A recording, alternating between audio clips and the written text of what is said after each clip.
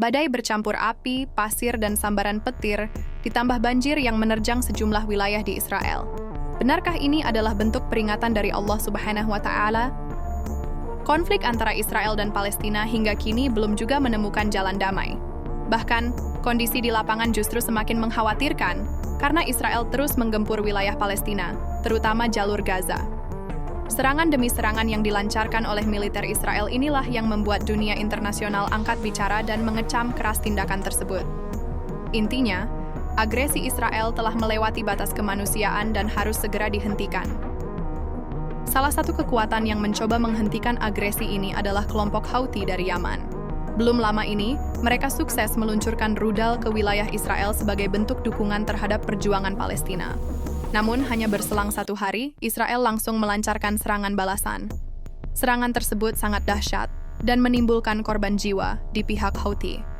Meski telah menunjukkan keberanian, kekuatan militer Houthi tampaknya belum sebanding dengan kekuatan tempur Israel. Menariknya, kini bukan hanya perlawanan manusia yang mencoba menghentikan Israel. Seolah-olah alam pun ikut bersuara. Apakah ini kebetulan atau memang pertanda ilahi? Belakangan ini, fenomena cuaca ekstrim seperti mengamuk di kawasan Israel. Salah satu yang terbaru adalah badai petir yang melanda wilayah tersebut. Lalu, apa saja dampak yang ditimbulkan dari peristiwa ini? Jika dilihat dari perkembangan tahun ini, nasib Israel dan Amerika Serikat tampaknya memiliki kemiripan.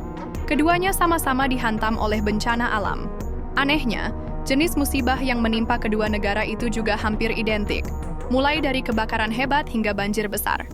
Di Amerika, kebakaran hebat terjadi pada awal tahun dan menyebabkan kerugian hingga triliunan rupiah. Sementara itu, Israel juga mengalami kebakaran yang meluas, meskipun tingkat kerugiannya tak sebesar yang dialami Amerika Serikat. Namun intinya, baik Amerika maupun Israel kini telah sama-sama merasakan bagaimana dahsyatnya alam saat mengirimkan pesan. Pesan yang mungkin tak bisa dibaca oleh teknologi, tetapi sangat terasa oleh nurani. Beberapa waktu yang lalu, Israel kembali dihantam musibah.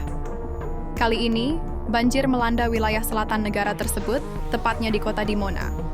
Bencana ini dipicu oleh hujan lebat dengan intensitas yang sangat tinggi, hingga menyebabkan genangan air di berbagai sudut kota. Bahkan, hujan tersebut tak hanya deras, tetapi juga disertai butiran es. Artinya, ini bukan hujan biasa, melainkan hujan es, yang cukup jarang terjadi di kawasan tersebut. Warga setempat pun menganggapnya sebagai fenomena yang langka dan mengejutkan. Menariknya, kondisi ini sangat mirip dengan apa yang dialami oleh Amerika Serikat belum lama ini.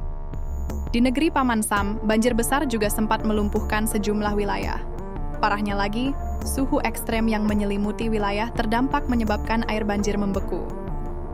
Akibatnya, warga Amerika harus bersusah payah membersihkan tumpukan es yang menutup jalanan dan lingkungan rumah mereka. Sebuah pekerjaan yang jelas tak mudah di tengah suhu dingin yang menusuk tulang. Sementara itu, badai petir hebat juga terjadi di Israel, menambah deretan bencana yang melanda negeri tersebut. Berbeda dengan Amerika, badai petir ini tidak muncul di sana. Di Israel, badai ini muncul akibat cuaca buruk yang berkepanjangan di sejumlah wilayah. Akibatnya, aliran listrik di beberapa daerah harus dipadamkan, menyebabkan sebagian kawasan terjebak dalam kegelapan total. Pemerintah pun langsung mengimbau warganya untuk tetap berada di dalam rumah demi keselamatan bersama. Namun setelah diselidiki lebih lanjut, ternyata bukan hanya sambaran petir yang membuat listrik padam. Banjir juga ikut andil besar dalam merusak infrastruktur kelistrikan. Air yang masuk ke dalam sistem membuat jaringan terganggu dan harus dimatikan demi menghindari risiko yang lebih besar. Untungnya, gangguan ini tidak terjadi di seluruh wilayah Israel. Hanya beberapa area saja yang terdampak, sementara wilayah lainnya masih beroperasi normal.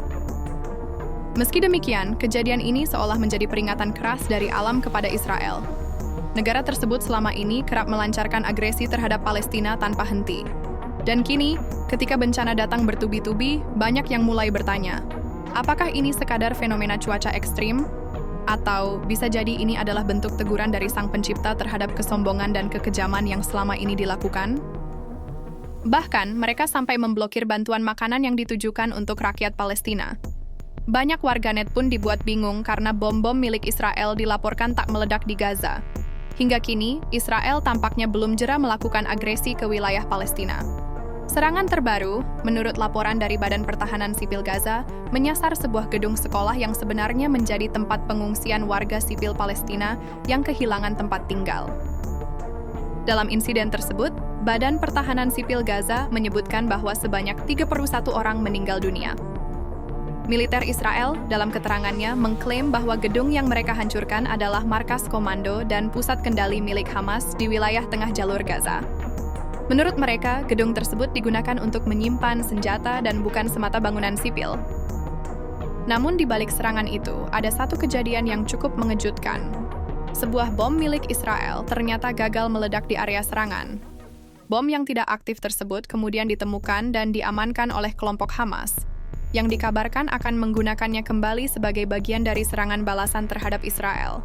Bayangkan saja, jika bom itu benar-benar meledak, jumlah korban sipil dipastikan akan jauh lebih besar. Untungnya, bom itu kini berada di tangan Hamas dan akan dimodifikasi ulang menjadi senjata untuk melawan balik agresi Israel. Reaksi Israel terhadap kejadian ini pun penuh keterkejutan. Sementara itu, dinamika konflik tidak hanya terjadi di Gaza, tetapi juga merambah ke wilayah lain seperti Yaman. Baru-baru ini, Israel kembali melancarkan serangan ke wilayah Yaman yang dianggap sebagai markas kekuatan Houthi. Langkah itu diambil karena sebelumnya Israel mendapat serangan dari kelompok tersebut. Yang menarik, ketika Israel meningkatkan tensi di Yaman, sekutu utamanya yakni Amerika Serikat justru mengambil langkah berbeda. Amerika memutuskan untuk melakukan gencatan senjata dengan kelompok Houthi.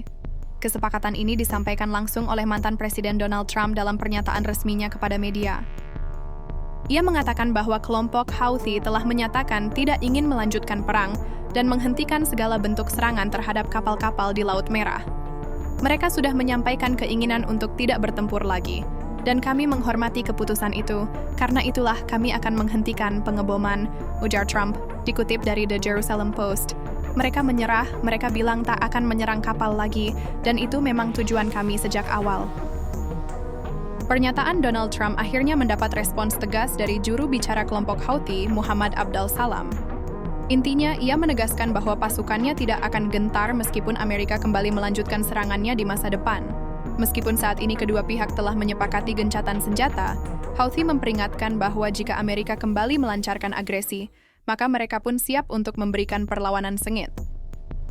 Pengalaman pahit yang pernah dialami Amerika Serikat di wilayah Yaman adalah jaminan nyata dari peringatan kami, ujar Muhammad Abdul Salam kepada awak media. Dengan adanya ketegangan seperti ini, pasukan Houthi bisa mengalihkan fokus mereka sepenuhnya untuk menghadapi Israel. Dan bukan tidak mungkin, setiap serangan yang dilancarkan Israel akan dibalas langsung oleh kelompok Houthi. Dalam pernyataannya, mereka menegaskan tekad kuat untuk menargetkan dan melumpuhkan jalur penerbangan serta akses udara Israel. Tujuannya jelas, membuat Israel kesulitan dalam melakukan serangan lanjutan, baik ke wilayah Palestina maupun ke Yaman. Inilah kondisi terbaru yang memperlihatkan bagaimana Israel kini dihadapkan pada tekanan dari berbagai arah. Di saat mereka masih terus menggempur Gaza, kini mereka juga harus bersiap menghadapi potensi serangan balasan dari Yaman. Dan di tengah situasi yang belum stabil ini, muncul pula fenomena alam yang memperparah keadaan. Israel kini harus menanggung konsekuensi dari serangan mereka sendiri, tak hanya dari perlawanan manusia, tetapi juga dari alam yang seolah ikut berbicara.